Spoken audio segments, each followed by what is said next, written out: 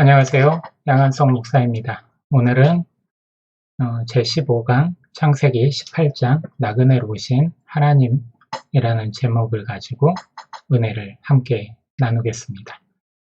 먼저 창세기 18장 1절을 한번 읽어보면 여호와께서 마므레의 상수리 나무들이 있는 곳에서 아브라함에게 나타나시니라.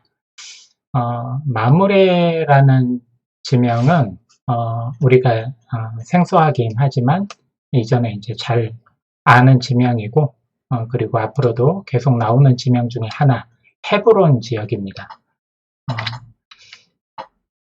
이쪽 사해 서쪽에 위치하고 있는데 이 헤브론 안에 있는 이제 마므레라는 지역이 있는데요. 헤브론 지역이 이제 아우르고 있는 곳이죠. 이곳이 오늘 18장에 나와 있는 성경의 내용, 공간적인 배경이 되는 곳이라고 할 수가 있습니다. 그렇다면 이제 2절을 보면 눈을 들어 본즉 사람 셋이 맞은편에 서 있는지라 이렇게 말씀이 나와 있는데요. 아브라함이 있는 곳에 3명의 사람이 방문을 합니다. 이 3명의 사람은 이제 내용상 알고 있는 사람이라기보다는 나그네로서 온 존재인데 이 3명의 사람이 이제 아브라함의 집 앞에 서 있어요. 당시에 이제 풍속으로는 이제 나그네는 와가지고 노크를 한다든지 적극적으로 도움을 구하는 것이 아니라 배려를 받아야 되는 약자이기 때문에 이제 주인이 알아볼 때까지 주인이 어떤 바쁜 일을 하고 있을지라도 그 앞에 서서 자신을 인식해주기까지 기다립니다. 오늘 2절의 말씀처럼 눈을 들어서 이렇게 딱 보니까 앞에 3사람이 있었던 거죠. 근데 여기에 나와 있는 이 3사람이 누굴까? 보면 성경은 이렇게 제시를 해주고 있습니다. 첫 번째 하나님, 그리고 천사들. 3명 중에 1명은 하나님이고 2명은 이제 천사들이라는 것이겠죠. 여기 근거 말씀이 있는데 한번 볼까요? 22절에 보면 그 사람들이 거기서 떠나 소돔으로 향하여 가고 아브라함은 여호와 앞에 그대로 섰더니 이제 여호와라는 단어가 나오죠. 그래서 그 2사람은 이제 소돔으로 떠나고 아브라함은 나머지 한 나그네 여호와 앞에 섰다라고 이제 말씀하고 있고 이 2명 이제 소돔으로 떠난 사람은 이제 19장 다음 장이죠. 15절에서 동뜰 때에 천사라는 단어로 이제 바뀌죠. 천사가 롯을 재촉하여 이르되 일어나 여기 있는 내 아내와 2 딸을 이끌어내라. 이 성의 죄악 중에 함께 멸망할까 하노라. 이렇게 쓰여 있습니다. 한마디로 아브라함이 볼 때는 사람의 모습으로 온 나그네지만 하나님과 천사들이 이제 사람의 몸을 입고 우리가 요즘에 사용하는 용어로는 이제 성육신이라고 하죠. 그 모습으로 아브라함을 신방해 왔던 것이죠. 굉장히 놀랄만한 사건이고 또 이것을 통해서 우리에게 암시하는 바가 큽니다. 그거는 이제 뒤에서 함께 나눠보기로 하고요. 자, 그 나그네를 맞은 아브라함은 적극적으로 그 나그네를 구제하고 섬깁니다. 2절부터 8절까지의 내용인데요. 그 내용을 한번 살펴보고 또 2절부터 8절까지의 내용과 또 연관이 있는 히브리서 13장 2절 탈무드 속에 있는 글귀를 한번 살펴보도록 하겠습니다.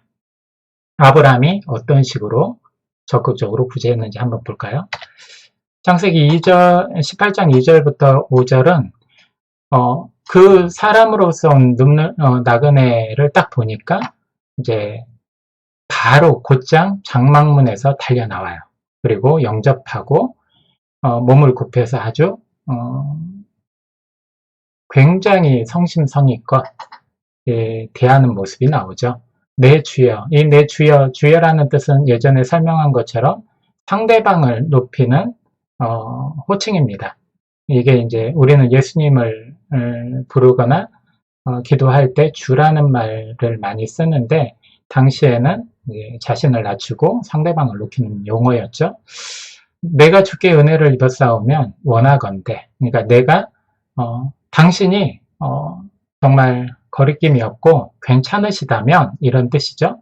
원하건대 종을 떠나 지나가지 마시옵고 그냥 가지 말고 제가 대접하는 것들을 대접받고 나무 아래서 쉬소서. 내가 대접하겠고 그렇게 하신 후에 지나가소서. 당신들이 종에게 오셨음이니이다.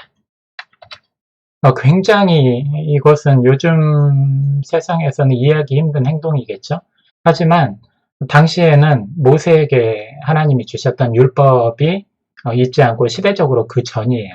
그런데도 불구하고 중동이라는 지역은 사막 지형이고 유랑하고 돌아다니면 굉장히 기후적으로도 위험하고 환경적으로도 많은 짐승과 강도, 노상에서 벌어지는 위험 속에 노출될 수밖에 없기 때문에 지극히 사회적인 약자로서 나그네가 존재합니다.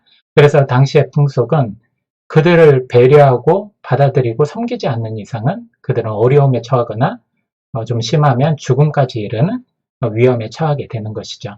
그런 문명에서, 문화에서 아브라함은 정말 적극적으로 선을 행했고 그들을 대접해줬고 또 그들의 자존심이나 뭐 여러 가지 피해의식이나 이런 것들을 다 사라지게 만들 수 있도록 스스로가 낮춰서 여러 가지로 섬기는 모습. 율법에서 얘기하는 이 사회적 약자를 돕는 약자 보호법을 미리 그리고 아주 성실하게 행하는 아브라함의 모습을 보게 됩니다.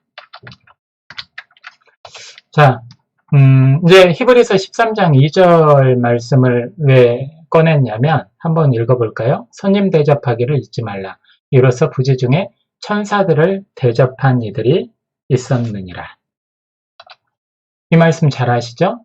이 말씀은 이제 성경학자들이나 사람들이 이제 아브라함을 염두에 두고 이게 말씀하신 거라고 보통 설명을 합니다.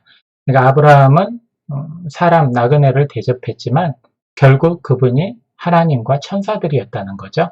부지 중에 천사를 대접하는 이들도 있었다라는 것을 히브리 기자가 설명해 주고 있고 또 탈무드에서는 이렇게 언급을 합니다. 손님을 대접하는 일은 회당에 공부하러 가는 것보다 낫고 나그네를 구제하는 것은 성전에서 예배하는 것보다 낫다. 이렇게 설명을 하고 있습니다.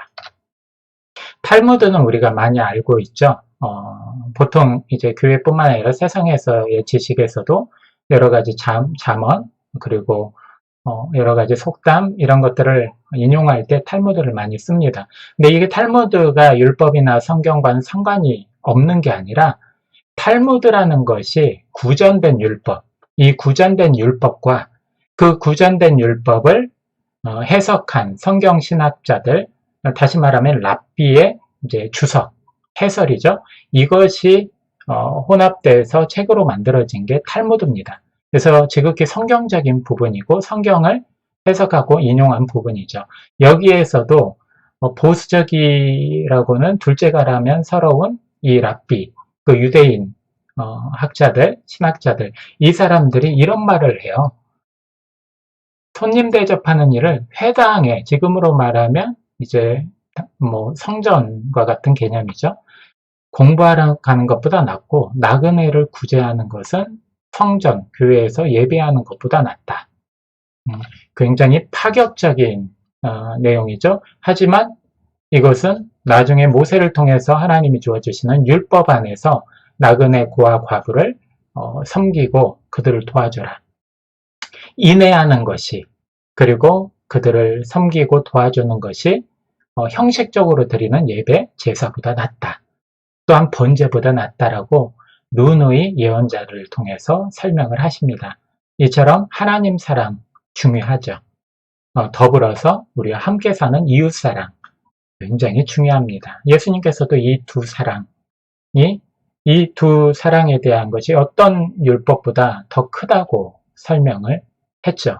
우리도 이 부분에 대해서 묵상해보고 우리의 삶의 자리에서 얼마나 많은 사람들에게 선을 행하고 구제하고 또 섬겨줬는지를 다시 한번 생각해 볼 수 있는 시간, 그리고 그들에게 대접하고 구제할 수 있는 그런 마음으로 이제 실천할 수 있는, 작정할 수 있는 시간을 가져봤으면 좋겠습니다. 성경에서 보면 3대 약자가 나옵니다. 방금 언급했던 나그네, 그리고 고아, 과부, 이런 식으로 이제 3대 약자가 언급이 되고 있습니다. 특히나 이제 나그네 부분은 방금 전에 설명을 해드렸죠. 이 3대 약자 중에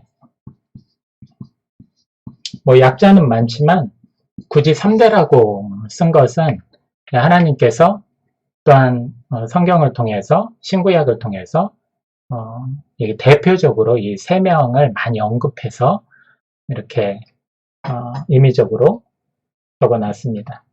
나그네, 고아, 과부.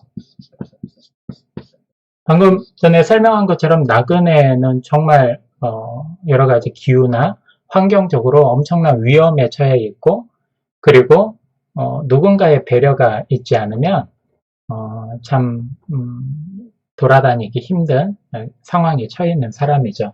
그래서 뭐 환경적으로 환경의 위험,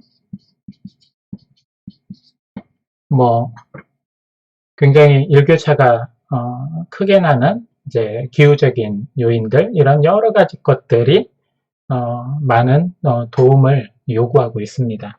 그리고 고아와 과부 또한 아버지가 없고 어머니가 없고 고아로서 살아갈 때 종으로 팔려가든지 여러 가지 이제 소외되고 불이익을 당하는 경우가 있죠. 과부 또한 마찬가지입니다. 당시에는 남성 중심의 사회였기 때문에 이 남성이라는 가장이 존재하지 않으면 그 재산까지도 빼앗기거나, 아니면 나중에는 지파 개념이 나오죠. 그 지파에서 그런 부분들에 대해서 쉽게 말하면 관리 차원이긴 하지만 그것을 이렇게 빼앗거나 몰수하거나 하는 과정들이 있었기 때문에 사회적으로 상당히 약자로서 살아갈 수밖에 없습니다. 그래서 이러한 약자들은 누군가의 배려로서 살아가는 거예요. 배려와 섬김으로써 살아갈 수 있는 존재라는 것이죠. 이런 존재들 하나님께서 도우라고 말씀을 하십니다.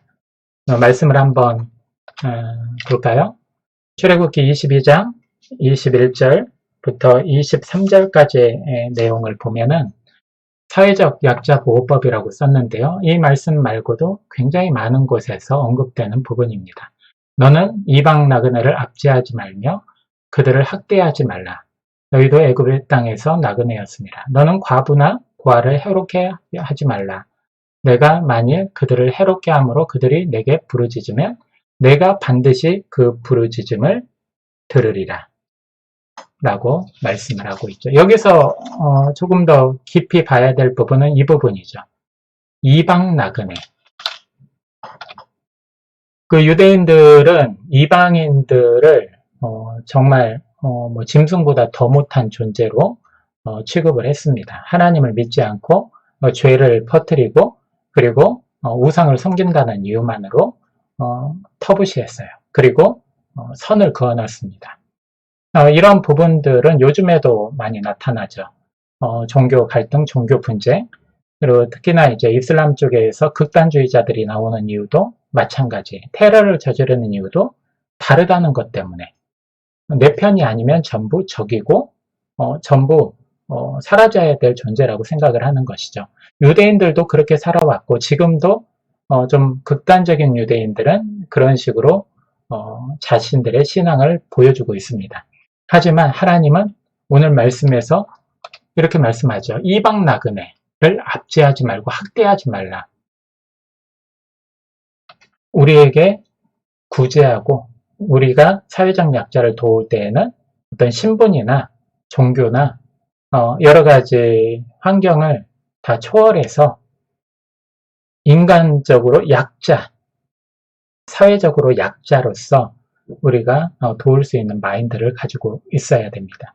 하나님께서는 이러한 사회적 약자보호법을 통해서 우리 주변에 있는 이웃을 사랑하고 섬기라는 말씀을 계속 우리들에게 해주고 있습니다. 자, 마태복음 25장 35절부터 36절 그리고 40절을 보면은 하나님은 지금도 우리를 신방하고 있다 라는 제목으로 말씀을 한번 나눠보려고 그래요. 거기 보면은 내가 줄일 때에 너희가 먹을 것을 주었고 목마를 때에 마시게 하였고 나그네 되었을 때 영접하였고 헐벗었을 때에 옷을 입혔고 병들었을 때에 돌보았고 옥에 갇혔을 때에 와서 보았느니라. 내가 진실로 너희에게 이르노니 너희가 여기 내 형제 중에 지극히 작은 자 하나에게 한 것이 곧 내게 한 것이니라. 아멘. 우리가 나그네, 고아, 과부 이런 약자들을 돕는 것은 이웃에 대한 사랑을 전하고 또 빛과 소금의 역할을 하면서 하나님의 이름을 높이는 행위가 되겠죠. 근데 우리가 그 긍휼의 마음, 자비의 마음을 가지고 하나님 말씀대로 이웃을 돕고 관심을 가지고 살았어요. 근데 우리는 단지 그렇게 했을 뿐인데 하나님은 하나님께 그 모든 섬김과 헌신을 했다고 우리에게 말씀하십니다. 너희가 가난한 자를 돕고 너희가 힘든 사람을 위로해주고 했던 것이 곧 나에게 한 것이다. 결국 우리가 섬기는 모든 것들이 하나님의 말씀에 순종해서 한 행위이기 때문에 하나님은 당신에게 섬기고 헌신한 행위라고 그렇게 받아들여서 우리에게 또한 칭찬해 주시고 은혜를 부어 주시는 것이죠. 우리의 삶 가운데 그런 마음으로 사람들을 돕고 그리고 그들을 구제했으면 좋겠습니다. 교회라는 존재는 하나님의 자녀로서 하나님의 특권을 누리는 집단이기도 하지만 하나님이 주신 말씀을 실천하고 그 의무를 다하면서 영향력을 미치는 집단이기도 합니다. 그래서 하나님 말씀 안에서 이러한 부분들을 꼭 실천해서 주변에 어려움을 당하고 있는 사람들에게 도움을 함께 나눴으면 좋겠습니다. 자, 9절부터 15절을 한번 보면은 하나님께서 아브라함을 신방하신 내용이 나옵니다. 거기서 이제 갑자기 나그네가 돌발 발언을 해요. 그리고 그 발언의 결과물로 나오는 대답이 상당히 불신앙적인 얘기를 합니다. 그래서 아브라함과 똑같은 얘기를 했기 때문에 부창불수라는 타이틀을 붙였고요. 그럼에도 불구하고 하나님은 그 불신앙의 고백에도 불구하고 하나님께서 이미 약속하셨던 것을 변함없이 다시 한번 확인시켜주는 내용이 나옵니다. 그 내용을 한번 보면 나그네가 왔을 때 갑자기 사라를 찾고 아브라함에게 네 아내 사라에게 아들이 있으리라고 선포를 합니다. 그때의 상황은 그냥 나그네예요. 전혀 모르는 나그네인데 갑자기 아내에게 네 아내에게 아들이 있으리라 라고 선포를 하는 것입니다.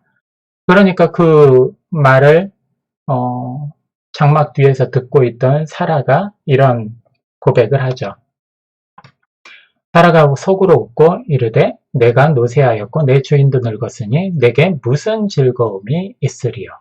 라고 대답을 합니다. 이것은 창세기 17장에 아브라함이 이미 똑같은 고백을 했던 경험이 있어요. 한번 볼까요?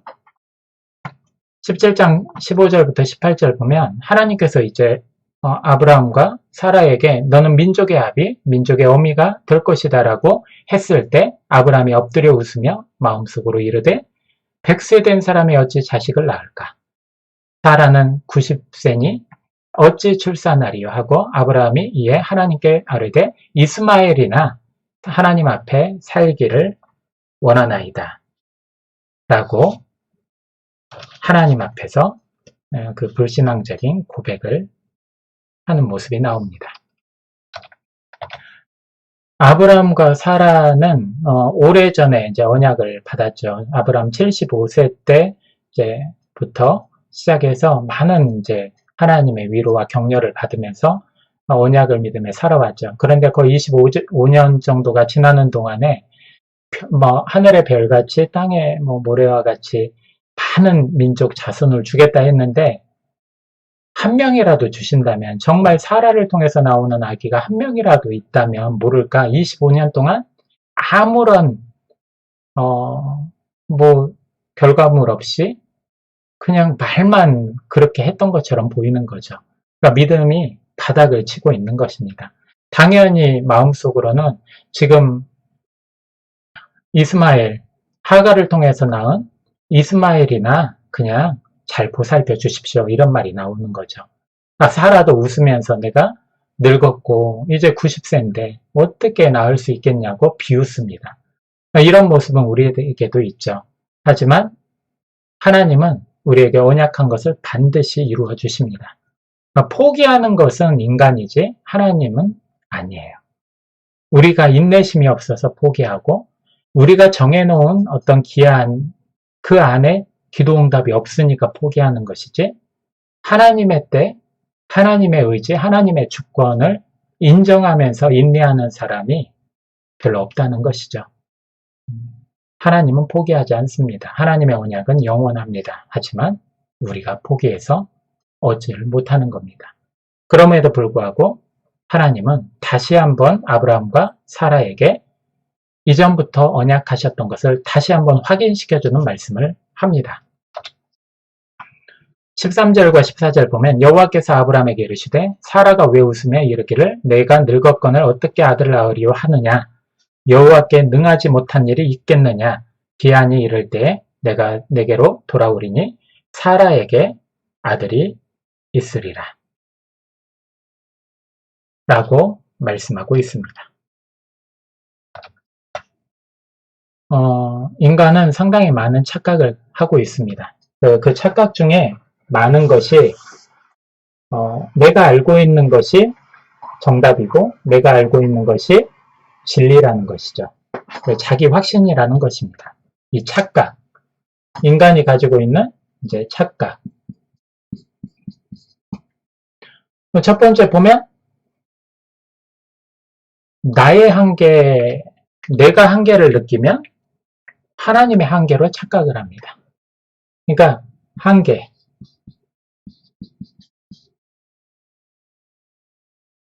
즉 나의 한계가 곧 하나님의 한계라는 거죠. 이게 이제 첫 번째 착각입니다. 여기에서 나오는 것은 나의 경험, 나의 지식, 이게 대부분을 차지하죠. 내가 해봤는데 안 되더라. 그리고 과학적으로 내가 배운 바, 내 지식으로 상식적으로 봤을 때 이건 불가능하다. 불가능하면 결국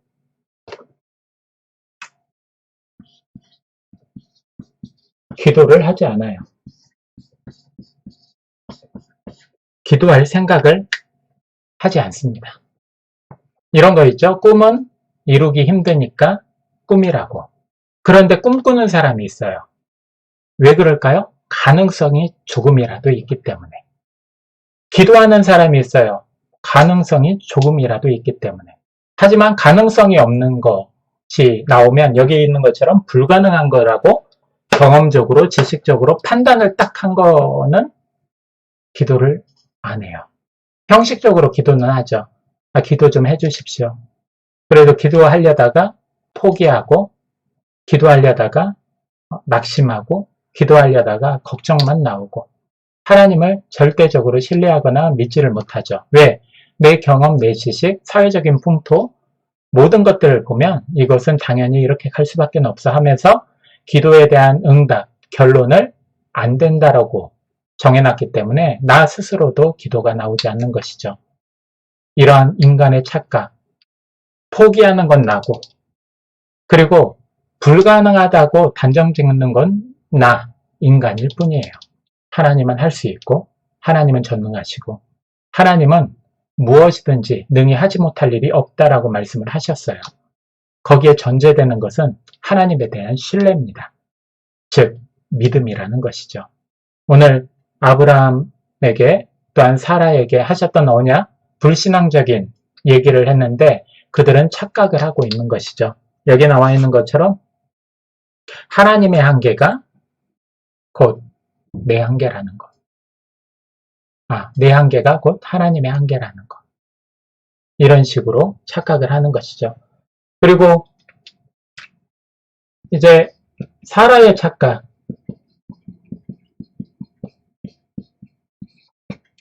사라의 착각은 아주 단순하죠. 지금 하나님께서 말씀하셨어요. 하나님의 아들을 주실 것이다. 이거예요. 그런데 사라는 끝까지 이렇게 착각합니다. 나는 아들을 낳을 수 없다. 하나님이 아들을 낳게 해주시겠다와 내가 아들을 낳을 수 있다는 다른 거예요. 사라는 자기중심적으로 생각을 하고 있어요. 우리도 마찬가지죠. 이러한 습관은 우리가 버려야 됩니다. 모든 일, 작은 일부터 어렵고 또한 불가능한 일까지 하나님께서 마음을 주시고 기도하게 환경을 만들어 주신다면 하나님을 절대적으로 신뢰하고 의지할 수 있는 믿음의 바탕을 우리는 만들어 놓아야 됩니다. 자,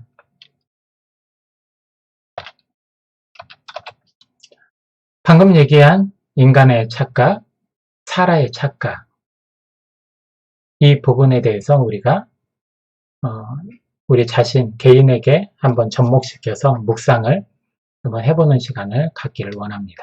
그리고 사라가 분명히 명심해야 될 것은 사라의 임신은 생물학적인 임신이 아니라 하나님의 은총에 의한 임신이라는 사실이에요. 그러니까 인간이 정해놓은 어떤 질서나 과학이나 의술이나 이런 것들이 아니라 그것을 초월하는 하나님의 은혜가 있을 때는 우리가 말하는 기적이 임하고 또한 불가능을 가능하게 하시는 하나님의 은혜가 임한다는 것이죠. 방금 전에 읽었던 14절 앞부분에 여호와께 능하지 못한 일이 있겠느냐 라고 말씀하시는 것처럼 하나님은 전능하신 아버지 하나님입니다. 여러분들에게 하나님이 계시기에 기도가 우리 삶이 힘들다면 성령님께 의지해서 연약함을 도우시는 성령님의 기도와 함께 여러분들 힘을 내서 하나님을 의지함으로 귀한 열매를 맺으시기를 바랍니다. 자, 17절 부분을 보면 이제 하나님께서 이제 신방하실 때 아브라함에게 상당히 특권적인 말씀을 하세요. 여기 나와 있는 하나님의 동역자의 특권이라고 이렇게 제목을 적어놨는데요. 하나님의 동역자, 하나님이 인정한 사람, 그들에게는 하나님의 뜻을 보여주세요. 예언자나 선지자에게 보여줬듯이 하나님의 뜻을 보여주시고, 그런 모든 것들이 다시금 한 단어로 얘기를 하면 하나님과 소통을 하는 부분들을 보여줍니다. 말씀을 한번 볼까요? 17절. 여호와께서 이르시되 내게 하려는 것을 아브라함에게 숨기겠느냐. 하나님께서 하려고자 하는 것, 지금 오셔서 이제 신방하는 목적이 이제 약속에 대한 죄 확인도 있지만 소돔과 고모라의 죄악, 그 죄악 때문에 사람들이 부르짖는 소리를 들으시고 확인하러 오셨죠. 그 과정들, 그 목적, 앞으로 일어날 일들에 대한 것들까지도 아브라함에게 이제 얘기를 하십니다. 이거는 의도가 여러 가지가 있죠. 하나님이 인정한 사람, 의인들, 그들이 이제 그들을 위해서 중보하고 기도하고 또한 여러 가지 사명을 감당해야 될 부분이 있기 때문에 하나님은 동역자로서 그들에게 소통하시고 모든 것들을 알려주시죠. 아브라함뿐만 아니라 앞으로 나오는 이제 선지자, 예언서에 나오는 그런 선지자들에게까지도 동일하게 말씀하십니다. 아모스 3장 7절을 보면 주 여호와께서는 자기의 비밀을 그종 선지자들에게 보이지 아니하시고는 결코 행하심이 없으시리라 이렇게 말씀하고 있습니다. 하나님께서 이처럼 하나님의 것들을 보여주시고 너는 내게 부르짖으라 내가 내게 응답하겠고 내가 알지 못하는 크고 비밀한 것을 보여주리라. 그러니까 크고 비밀하고 아주 은밀하고 그리고 하나님께서 함께 동역하고자 하는 사람들에게 보여주시는 것 이런 것은 엄청난 특권이고 은혜입니다. 저와 여러분들의 삶에서도 문득문득 하나님이 주시는 사인이나 말씀 이런 또한 거룩한 부담감 이런 것이 있을 때는 하나님의 뜻임을 잘 구별하여서 우리가 기도하고 또한 실천하고 행할 것은 행하여서 하나님의 동역자로서 귀한 열매를 맺으시기를 바랍니다. 자, 그리고 18절부터 21절까지 내용 보면 하나님께서 신방하신 두 가지 목적이 나오죠. 아브라함과 사라에게 했던 언약의 죄 확신 그리고 소돔과 고모라의 죄악의 실상을 확인하는 부분입니다. 그 내용은 18절, 19절에 나와 있는데요. 아브라함은 강한 나라가 되고 천하만민은 그로 말미암아 복을 받게 될 것이 아니냐. 내가 그로 그의 자식과 권속에게 명하여 여호와의 도를 지켜 의와 공도를 행하게 하려고 그를 택하였나니 이는 나 여호와가 아브라함에 대하여 말한 일을 이루려 함이니라. 내 안에 사라에게 아들이 있으리라. 라고 불신앙적인 고백을 했던 아브라함과 사라의 말을 듣고도 그럼에도 불구하고 이러한 언약에 대한 다시 한번 검증을 해주십니다. 그리고 소돔과 고모라의 죄악의 실상을 확인하러 오셨다고 20절부터 21절까지 나와 있죠. 거기에서 보면 소돔과 고모라에 대한 부르짖음이 크고 죄악이 무거우니 그 모든 행한 일이 과연 내게 들린 부르짖음과 같은지 그렇지 않은지 내가 보고 알려 하노라. 이렇게 말씀하고 있습니다. 뒷부분에 나오는 말씀 중에 부르짖음을 듣고 내가 확인하러 지금 이곳에 왔다라고 말씀을 하시죠. 이 부르짖음은 울부짖음, 다시 한번 간절히 기도하고 울부짖는 기도의 향연이 되겠죠. 그 소리를 들으시고 하나님이 응답하셔서 오신 거죠. 출애굽 때도 마찬가지예요. 그때 종으로서 엄청난 누역을 당하고 있는 백성들이 부르짖는 소리에 하나님이 오셨던 거죠. 부르짖음은 찌아카라는 단어를 씁니다. 그 찌아카라는 단어는 법정 용어인데 내 억울함이나 권리를 침해당한 모든 것들에 대해서 나를 구원해 주십시오 하는 이제 외침인 거죠. 변호인에게 이제 변호를 해달라고 변호를 하는 부분들입니다. 이 소리, 이 기도의 소리를 하나님이 들으시고 확인하러 오신 것이 목적 중에 하나인 거죠. 그래서 이 부르짖음에 대해서 한번 나눠보면 성경에서 나오는 부르짖음이 상당히 많이 있습니다. 근데 대부분은 하나님의 백성의 부르짖음, 때로는 억울하고 억압당하고 그리고 많은 핍박을 당하는 믿는 자들 아니면 사회적 약자들의 부르짖음이 상당히 많죠. 이 부르짖음은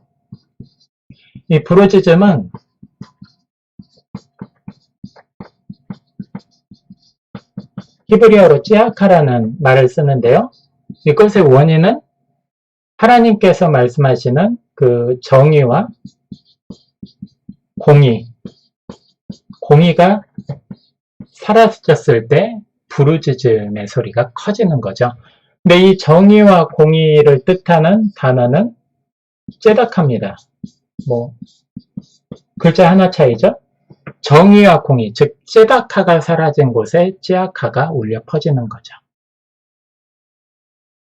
하나님께서는 정의와 공의를 원하시는데 세상에서는 탐욕과 기득권을 유지하기 위한 억압이 많아져서 많은 믿는 자들의 부르짖음과 사회적 약자들의 부르짖음이 많이 퍼져나왔다는 거죠. 그리고 여기에서 정의, 공의를 뜻하는 째아카는 또 다른 뜻으로 구제와 자선이라는 뜻이 있습니다. 히브리어로. 정의와 공의, 법을 세우고 올바름을 세우고 하는 것도 있지만 구체적으로 자선을 하고 구제하는 것도 제다카죠. 이 제다카가 사라진 곳에 제다카가 사라진 곳에 제아카가 나오는 것이죠. 그래서 이 구제하는 거, 자선하는 거, 이거 앞서 말씀드린 것처럼 우리가 남아서 하는 것이 아니라 하나님께 받은 그 권리와 특권 플러스 하나님으로부터 받은 의무, 이 실천하는 것, 반드시 해야 되는 것이라는 그런 근거가 뭐냐면 이것을 통해서 사회의 정의와 공의가 세워진다는 것이죠. 여기 나와 있는 부르짖음을 들으신 하나님, 방금 설명을 했죠. 제아카는 부르짖음은 권리를 침해당한 자의 구원을 호소하는 외침이다. 성경 속에서 어떠한 부르짖음이 있고 그거에 대한 하나님의 경고의 말씀이 무엇인지 한번 몇 가지 구절을 한번 찾아보겠습니다. 성경 속에서는 가인이 아벨을 죽였을 때 아벨의 핏소리가 호소하느니라 라는 이제 구절이 있어요. 거기서 호소라는 게 히브리 원어를 보면 찌아카라고 쓰여 있습니다. 그리고 출애굽 백성들의 그 부르짖는 소리, 이것도 찌아카라고 기록되어 있죠. 그리고 가난한 자, 방금 언급했죠. 사회적인 약자, 뭐 고아, 과부, 나그네까지 포함되고 모든 사회적 약자들의 억압 속에서의 그 부르짖음을 잊지 아니하시는도다. 이렇게 말씀하고 있습니다. 방금 전에도 그 부르짖음을 듣고 내가 소돔과 고모라의 죄악을 확인하러 왔다라고 말씀하시죠. 우리가 선택이 아니라 의무라고 했던 것은 누군가 손을 벌리고 누군가 도움을 구했을 때 우리가 거절하거나 다음에 라는 어떤 핑계를 댄다면 그것에 대한 응당한 또한 대가를 너희가 지불할 것이다 라는 내용의 말씀들이 잠언서든 곳곳에 나와 있어요. 이걸 보면 우리가 선별해서 나누는 게 아니라 반드시 그들을 도와야 되는 의무가 있고 나는 가진 게 없는데요? 라는 핑계가 아니라 내가 할 수 있는 만큼 도우면 되고 내가 물질이 없으면 기도를 해주고 내가 건강이 있으면 몸으로 봉사하고 도와주고 얼마든지 내 마음을 이웃사랑에 전할 수가 있는 것이죠. 여러분들도 있는 자리에서 환경에서 그리고 뭐 건강이든 여러분들이 가지고 있는 은사로 주변의 사람들에게 이러한 자선과 구제를 통한 정의와 공의를 세우는 일 반드시 할 수가 있습니다. 한번 그 부분에 대해서 기도해 보시고 지금부터 실천하는 우리가 되었으면 좋겠습니다. 자, 이제 그러한 부르짖음에 대한 말씀이 있고 그러한 사회와 환경을 통해서 부르짖음을 듣고 하나님께서 이 사회와 환경과 사람들에게 경고하는 말씀들이 나와 있습니다. 아모스서 5장 24절 보면 오직 정의를 물같이 공의를 마르지 않는 강같이 흐르게 할지어다. 이게 하나님이 원하시는 거죠. 호세아 6장 6절에도 나는 인애를 원하고 제사를 원하지 아니하며 번제보다 하나님을 원하는 것을 아는 것을 원하노라. 굉장히 이거 충격적인 말씀이죠. 나는 인애, 사랑, 이런 자비를 원하지 제사, 예배를 원하지 않는다. 이 형식적인 제사겠죠.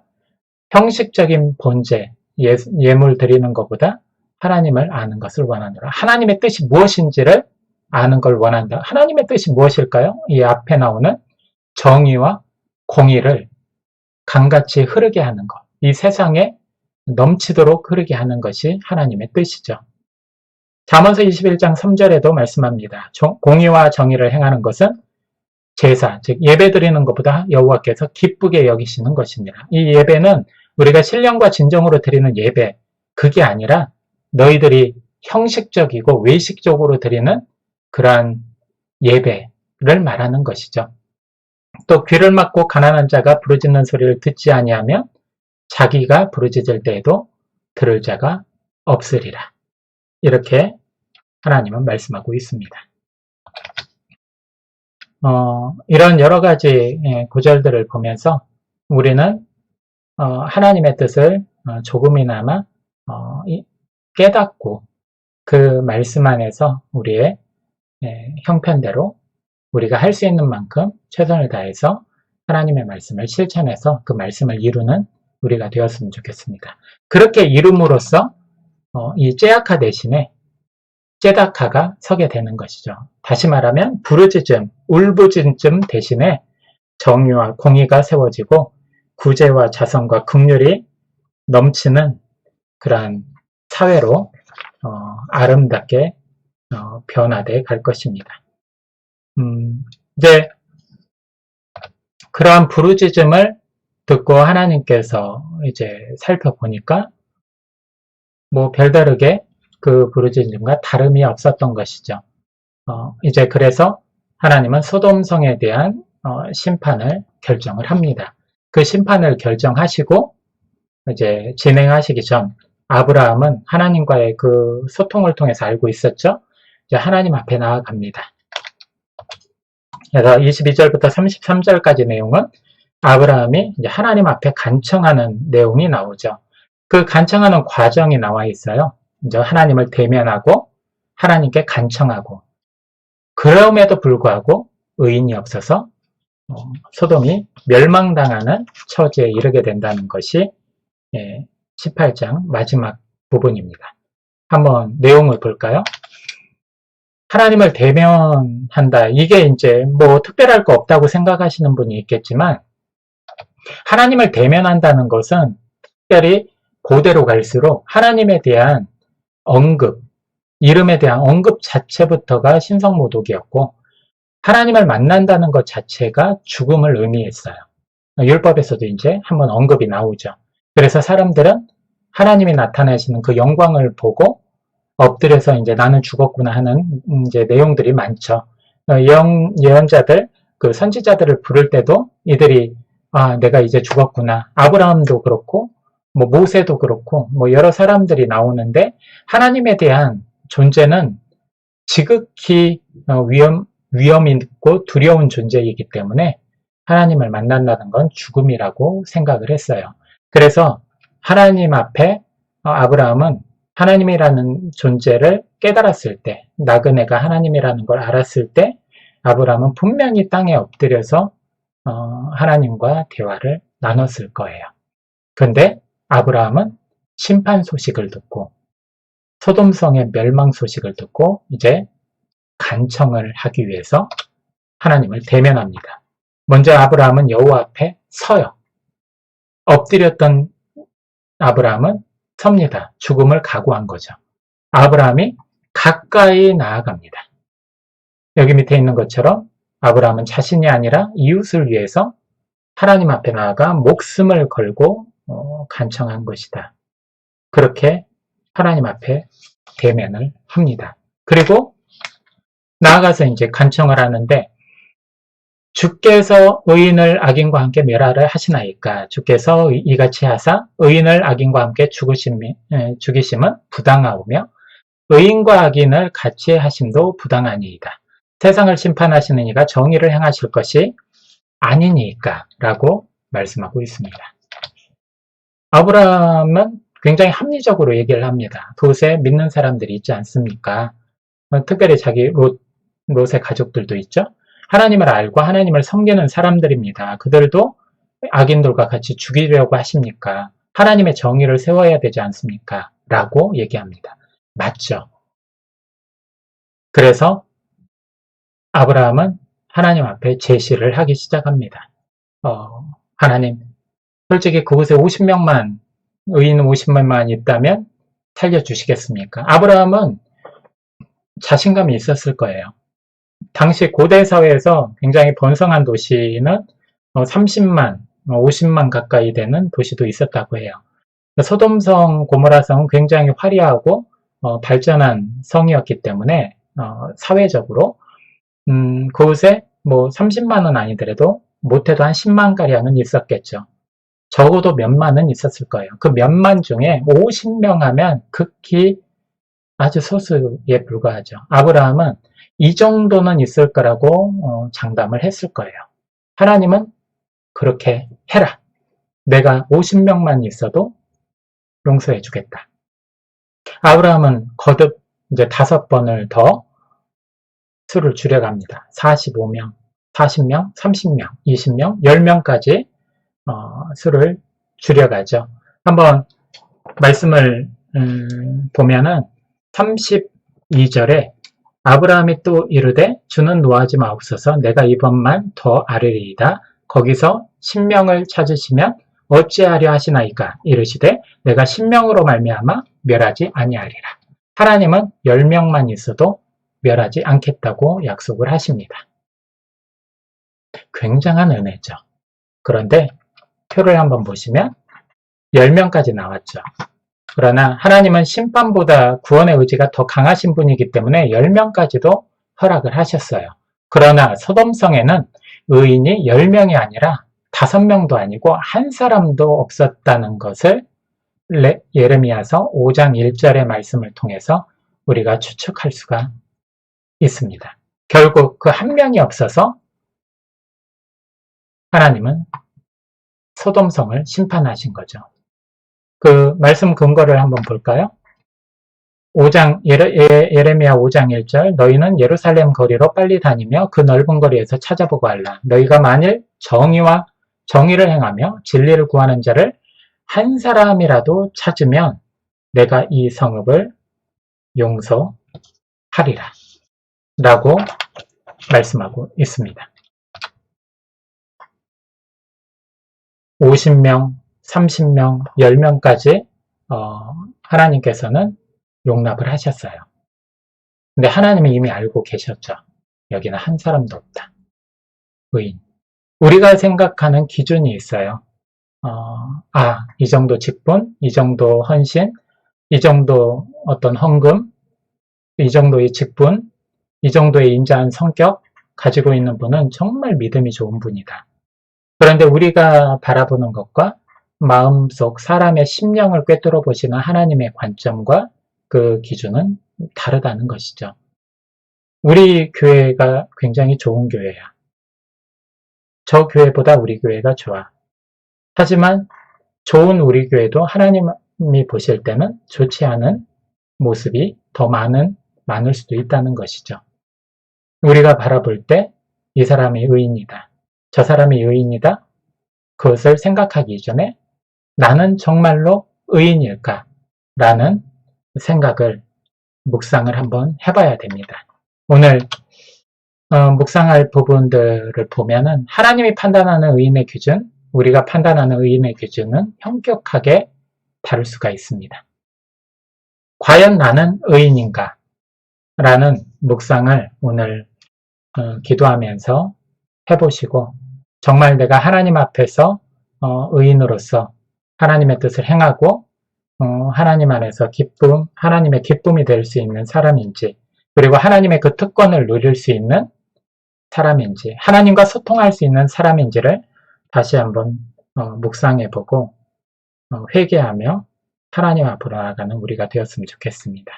마지막으로 사도 바울이 고백한 내용을 읽고 오늘 강의를 마치겠습니다. 고린도전서 15장 31절 보면 형제들아 내가 그리스도 예수 우리 주 안에서 가진 바 너희에 대한 나의 자랑을 두고 단언하노니 나는 날마다 죽노라. 아멘. 사도 바울은 날마다 의인으로서 또한 하나님의 사명자로서 살아가기 위해서 자신을 죽이고 절제하는 모습을 보이기 위해 노력했습니다. 저와 여러분 모두가 이러한 믿음의 선진 바울을 닮아서 하나님이 기뻐하는 사명자요 또한 자녀들이 모두 되기를 간절히 기원합니다. 이상으로 창세기 18장 15강을 마치도록 하겠습니다.